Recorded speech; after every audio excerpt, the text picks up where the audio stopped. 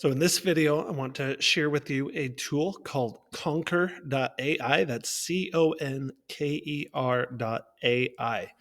Now, what this does is it uses artificial intelligence to generate quizzes for you.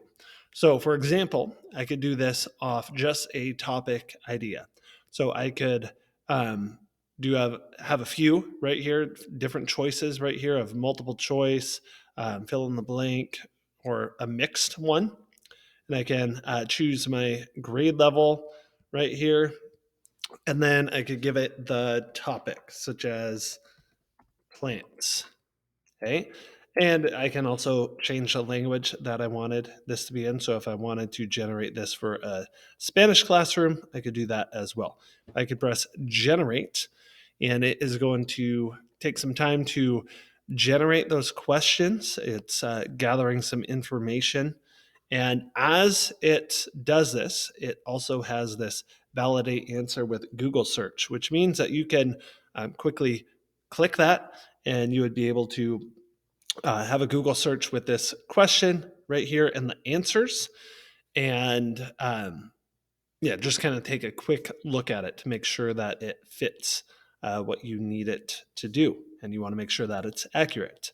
Obviously, with this, you're able to delete it as well. Like if you didn't want a certain question, you could change it or delete it.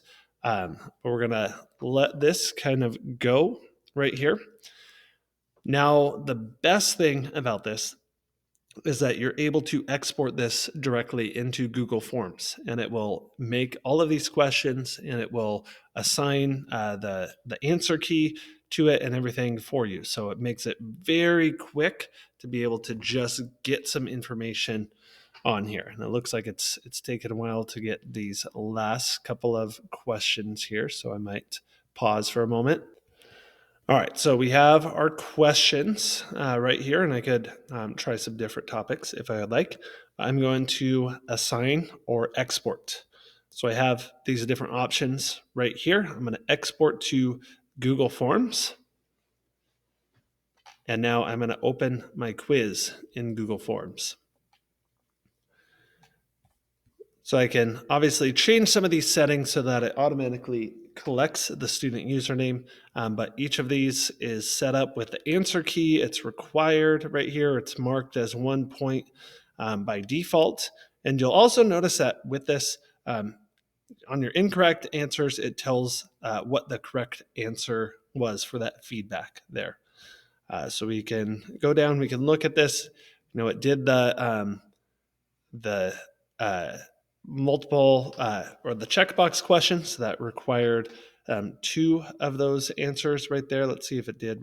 It didn't do response validation. So a student could technically turn it in with only choosing one of those, but it has the answer key for both of them. And then even this one, that these were drag and drop questions from the form from Conker, and it put that into a multiple choice grid, which would mimic that drag and drop activity. So very quickly, I have this form generated.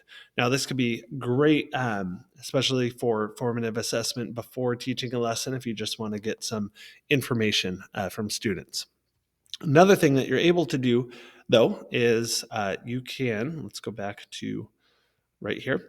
I could say that I have a reading material right here. So maybe I pasted this article in, and it's about 3D printing a slice of cake. And again, I could choose multiple choice or mixed right here. Let's just do mixed.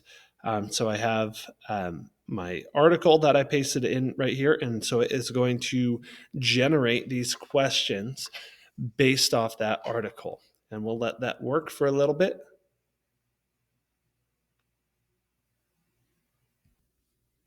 All right, so let's look at what we have now. We have some multiple choice right here. We have some that has two-part questions right here. Some of them are, let's see.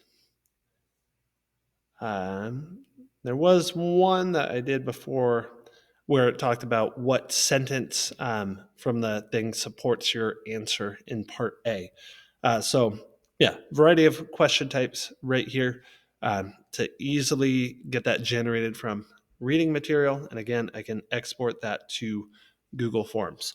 So the next time you're doing this, you might use this to generate that form to get some assessment.